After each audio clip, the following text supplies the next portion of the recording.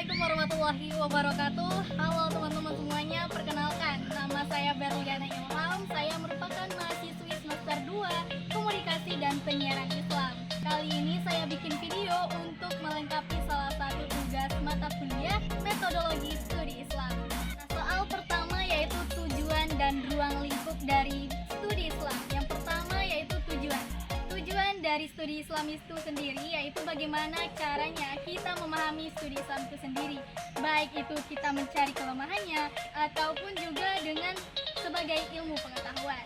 Tujuan dari metodologi studi Islam itu ada 4. Yang pertama yaitu mempelajari secara mendalam tentang hakikat Islam itu sendiri, dan yang kedua mempelajari secara mendalam sumber ajaran dari Islam itu sendiri.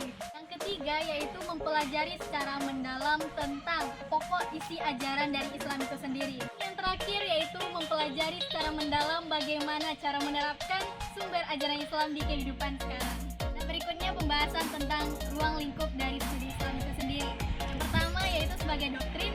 Yang maksud doktrin di sini yaitu agama Islam itu tidak bisa diganggu gugat, tidak bisa diubah. Contohnya seperti sholat. Dan yang kedua yaitu sebagai gejala budaya. Maksud dari gejala budaya itu menggambarkan bagaimana agama Islam itu sendiri. Contohnya bangunan dari masjid. Dan yang terakhir yaitu interaksi umat Islam dengan umat lainnya. Contohnya saat kita memasuki masjid, yaitu saling bersalaman sesama umat manusia.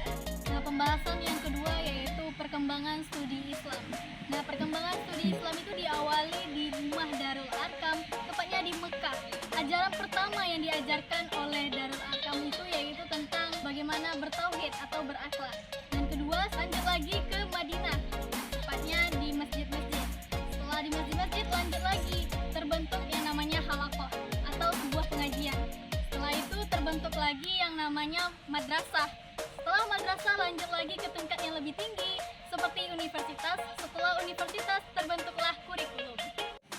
Pertanyaan terakhir yaitu mengenai posisi Islam di antara agama-agama besar lainnya. Nah, posisi Islam di dunia itu menempati posisi yang kedua setelah agama Kristen. Agama Islam merupakan agama samawi yang diturunkan oleh Allah langsung kepada Nabi Muhammad. Agama Islam diposisikan sebagai pelengkap dari agama-agama sebelumnya.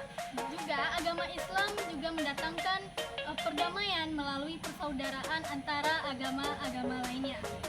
Baiklah, itulah jawaban yang dapat saya berikan pada UTS Metodologi Studi Islam kali ini.